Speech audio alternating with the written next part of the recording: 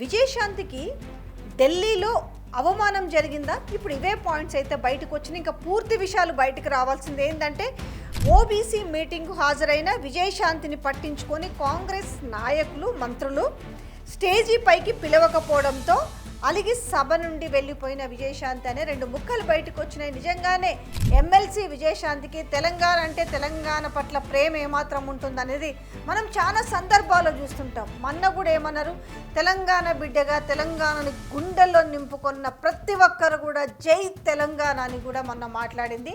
So అది ఆమె నిజంగానే ఆమె ఎవరినైనా ఉద్దేశించి మాట్లాడిందా, లేకపోతే ఆమె కావాల్సుకొనే మాట్లాడింది అనేది కూడా ఇప్పుడు వినిపిస్తుంది. అంటే రేవంత్ రెడ్డి ఎప్పుడు కూడా జై తెలంగాణ అనలేదు కదా, సో అందుకనే విజయశాంతి మాట్లాడిందనే మాటలు కూడా మనం చూసినాం.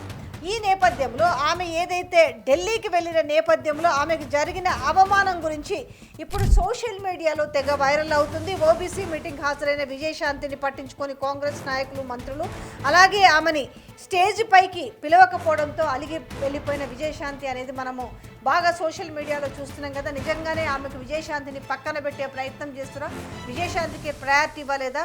సరే, ముఖ్యమంత్రిని పక్కన పెట్టినా కూడా మంత్రులు ఎవరు కూడా ఆమెను పట్టించుకోలేదా? ఇదే అంశం ఇప్పుడు చర్చనీయాంశమైంది.